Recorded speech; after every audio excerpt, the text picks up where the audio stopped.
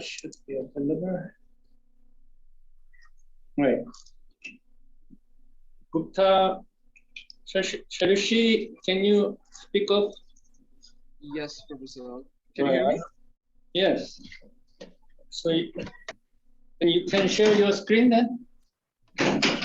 Uh, you need to stop sharing the screen.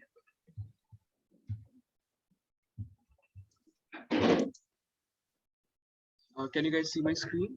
Yes, go ahead. Okay, so last week in the previous classes we had talked about ship design procedures. We had seen what all factors are taken into account while ships are designed, how they are designed. We had also talked about how what is the process of the design, what all factors go into the process and the entire thing, what is the start, what is the finish. I have prepared very simple 3 questions regarding ship design procedures, which can be used to get a better understanding of the entire thing, and that can help us understand what can be done better in the future regarding this field. Starting with a very simple idea. I remember in one of the on the slides, it was said that design is based on science and art. What do you guys think of the entire process can be science and what can be art?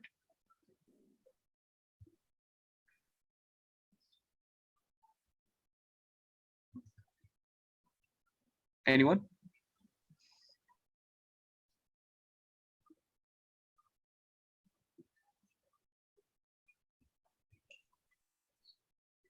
So to give you an idea, I was the person who made that slide, which was modified by the professor's slide.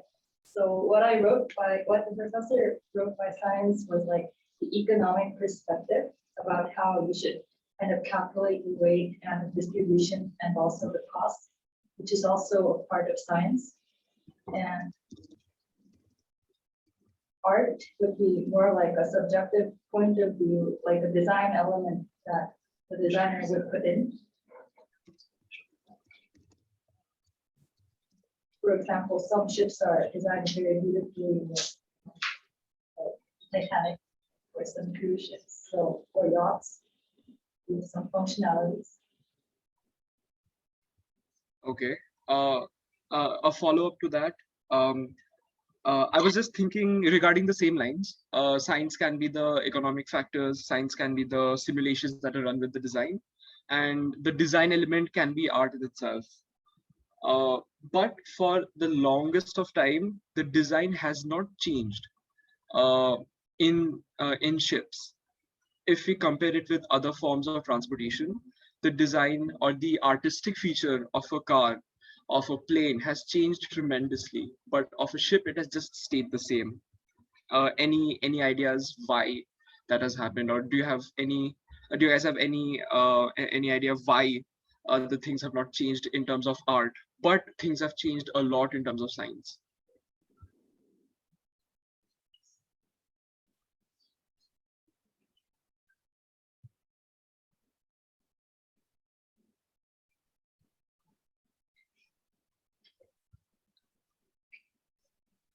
To me, the art come after the science, and so maybe in both, like you have too many restrictions that the science give you, like for your boat to be resistant enough and to have the features that you want, and so maybe there are not much liberty left to be creative.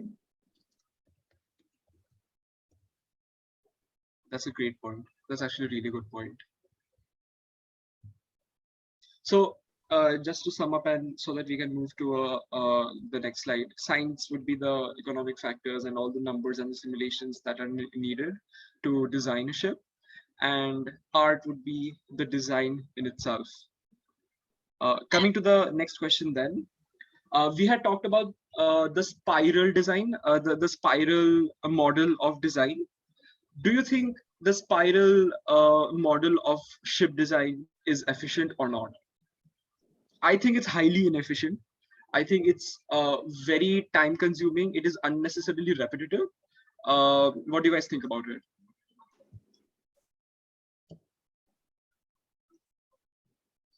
Could you show it again, maybe? The spiral, wait, I'll just let's get a picture.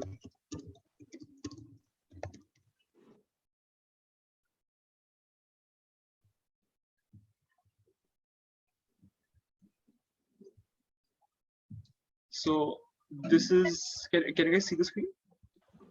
Yeah. So this is the spiral we talked about.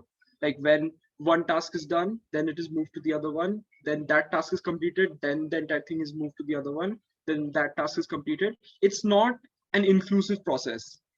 It's a very exclusive process where the departments work not together, but they wait for the previous task to be done so that they can do their task and they can pass it on to the other department. In my opinion, this is a very inefficient process because when you're building something, when there are a lot of departments that need to collaborate, instead of bringing all the teams together, this spiral design pushes them away. And we have to wait for the previous team member to complete all the work to update the model and then pass it on to us. So my question was, what do you guys think, whether this is inefficient or not? I'll just share the discussion slides.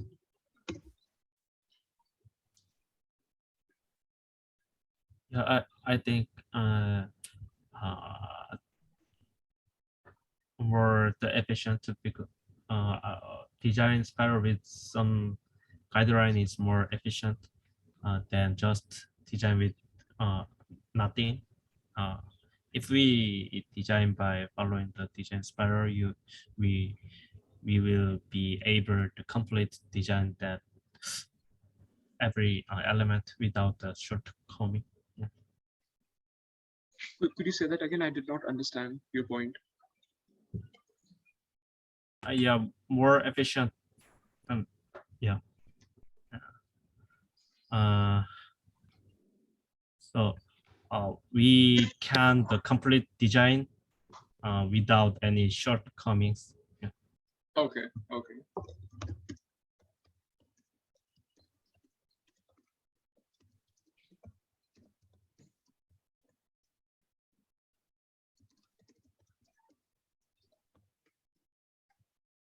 Anyone else?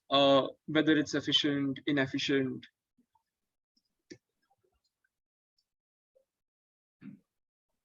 I agree that it's very time consuming, but so in that sense, it might be inefficient. But I also think that it is necessary because we learned that iteration of design is important. And if you look at the structure of the spiral, it starts from a very concept or like preliminary design phase and becomes more detailed with, like, as you go into the center of the spiral. So you can keep on revisiting and iterating the process to create the final design, which may have a higher degree of perfection, although it takes a long time. That's a great point. That's a great point. Anyone else wants to add anything else?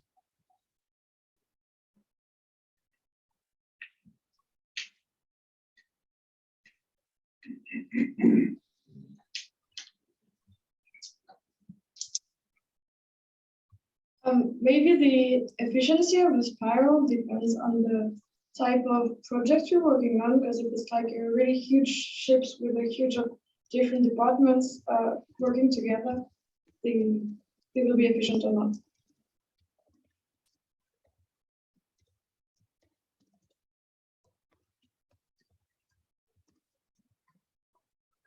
Makes sense. That's also a very important factor to look into, whether the size is whether we are talking about a small ship or a large ship.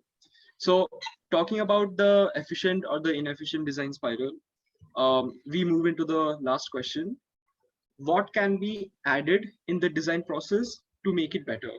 So just to give you an idea of the of what I was thinking while phrasing this discussion question was, the design spiral is very rudimentary. Although it starts broad, it then narrows down.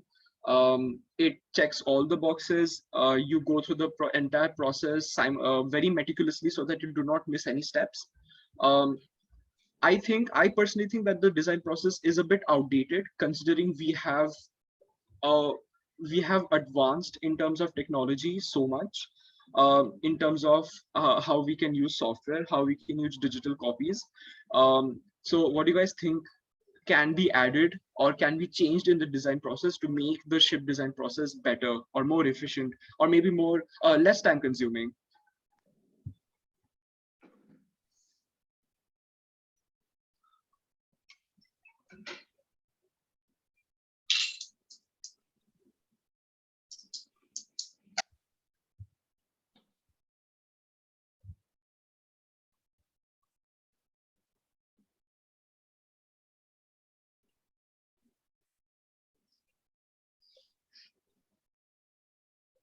Well, it's very difficult question. I think, well, digital twin can have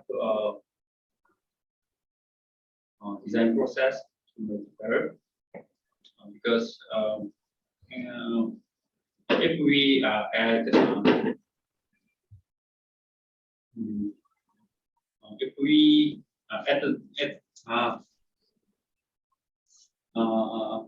it's hard to explain, but if we use digital twin to design process, we can check many things of in design process, and maybe it is possible to calculate automatically anything in design process. So it will help to check design process faster.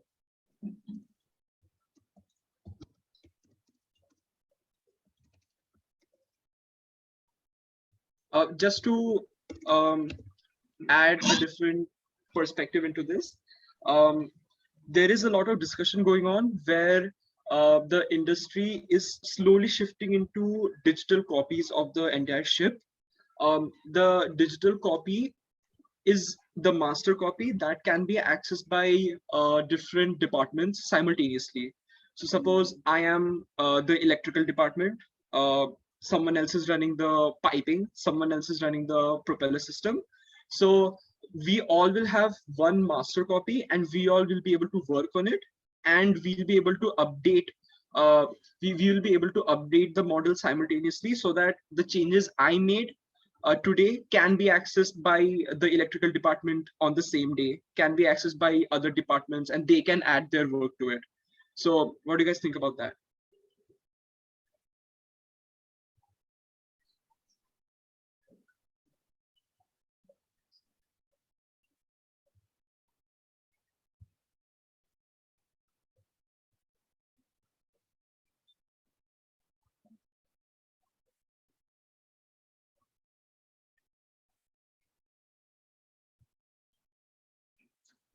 Well, I agree that it would be very helpful. As you said, you can simultaneously update the changes from each department. And maybe if I can add another opinion, I saw some projects where people use like AR, like augmented reality, to actually like, if you design something to check like something kind of like VR, to check like how things really are. Since one of the design principles like was to like, if the designer has to think what he or she would feel when they are actually on board on the ship. So if you use like such like augmented reality or virtual reality, they might be able to, like, the designer will be able to see and point out the mistakes that they made while actually feeling that they were on the ship without actually having to build a prototype.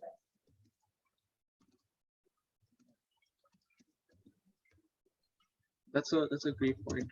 I think no one is working right now with the AR and VR models, and I think that will be a nice addition to the already advancing ship design process or procedure.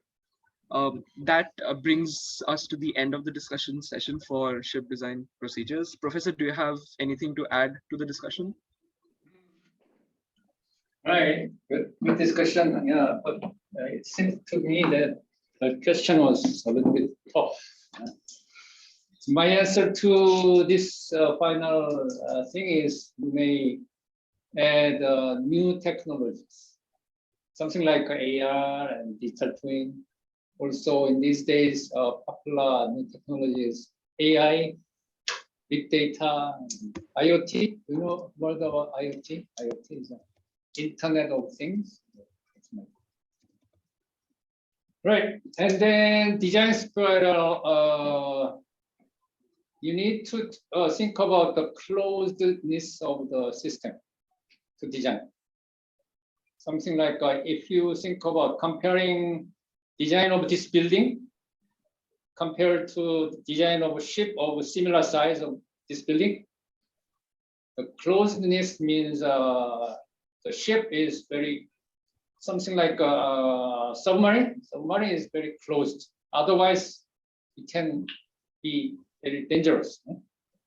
So because of this closedness, the subsystem inside the system should be more interdependent to each other. Something like our body. Our body is somewhat closed system. So inside our body, there are components and they are dependent to each other. Similarly, inside the submarine, airplane, space shuttle, something, right? Comparing to this building, building is a little bit open to the environment. Something there is a electric cable is going outside, the piping from water inside water and outlet is also going out, and the footage of this building is touched to the land, so that the building is more open to the outside comparing to the ship or submarine or airplane. Then interdependence between components, you need to have a check more closely to each other. One system, subsystem is changed, then the dependency makes them change over other subsystems. Something like if you, I told you that if you increase the thickness of the airplane to make a more stronger wing, because the wing, the root of the wing is a little bit weak for strong wing, then the whole weight of the, because of the thickness increase of the plate, the whole weight of the airplane is increased. Then you need to have a higher power engine to make the speed the same or take off the heavier airplane weight. Then once again, if you increase the engine size, then the weight of the engine is also increased. And then you need to again return back. You need to increase the thickness of the plate a little bit again. That is we need to have check of iteration. In that case, design spiral should be used because of the higher level of interdependency between subcomponents or subsystems inside the system. All right. Thank you for your discussion. Thank you, Professor. All right, and we can move on to